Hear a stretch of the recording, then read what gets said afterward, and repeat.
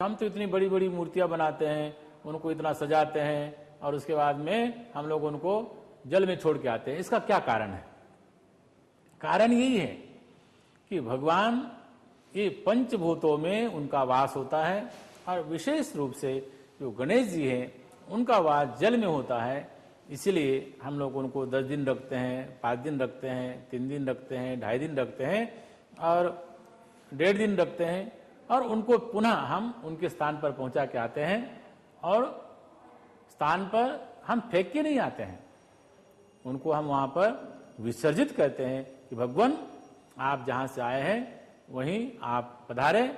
और हम आपसे प्रार्थना करते हैं कि जब जब हम आपको बुलाएं तब तब आप पधारें।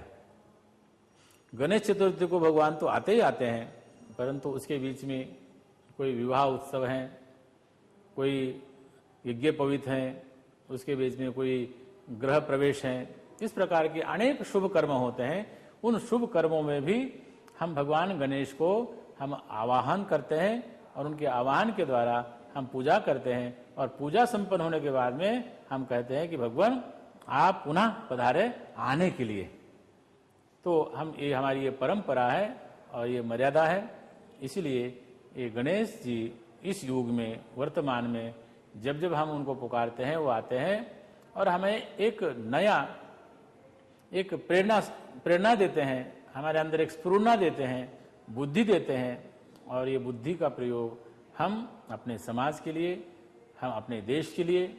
हम अपने इस लोक के लिए, हम अपने परलोक के लिए उस भगवान के आशीर्वाद का हम उपयोग कर सकते हैं। और भगवान गणेश मैंने जैसे पहले कहा गौरी पुत्र हैं और गौरी पुत्र होने के नाते ये जो संसार है ये बना हुआ है प्रकृति से। प्रकृति और पुरुष दो प्रकार का ये संसार है, उसमें प्रकृति से ये संसार बना हुआ है जो हम देखते हैं। जो संसार में है जल है, थल है, ये सब कुछ देखने में जो आता है वो प्रकृति का बना हुआ है और प्रकृति से जिसका निर्माण हुआ है वो है गणेश जी। प्रकृति का मतलब है कि वो महामाया, उसी को हम लोग किसी अलग अलग नाम से कहते हैं, चाहे वो अम्बा हो, चाहे उमा हो, चाहे वो माहेश्वरी हो, चाहे वो लक्ष्मी हो, चाहे वो किसी भी रूप से हम शक्ति के रूप से हम उसकी उपासना करते हैं और शक्ति के द्वारा ही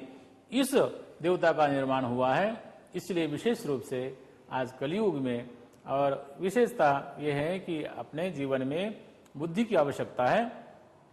प्रकृति ने जिसको बनाया बुद्धि के रूप से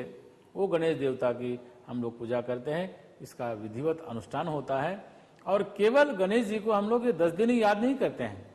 गणेश जी को हम तो 12 महीना उनको स्मरण करते हैं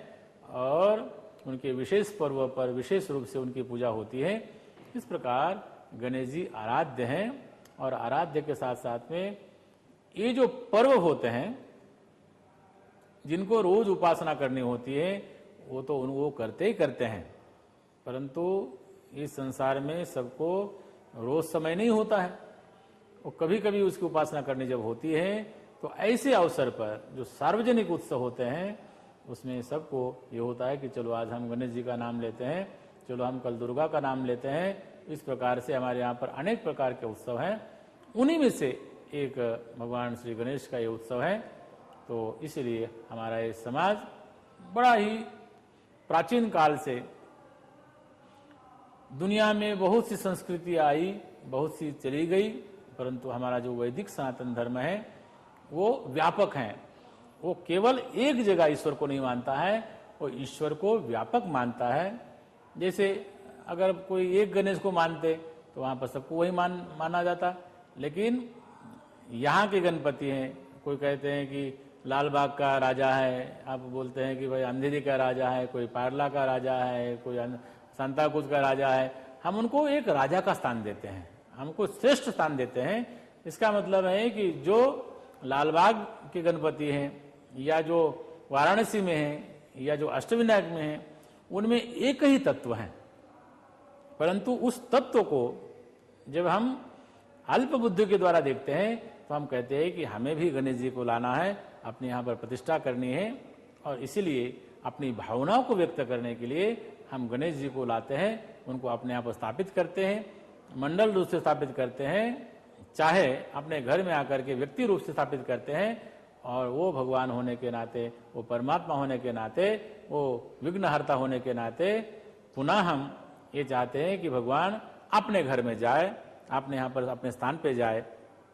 इसलिए हम जब उनकी 10 दिन जो पूरे होते हैं या 5 दिन पूरे होते हैं या 1.5 दिन पूरा होता है, तो हम उनको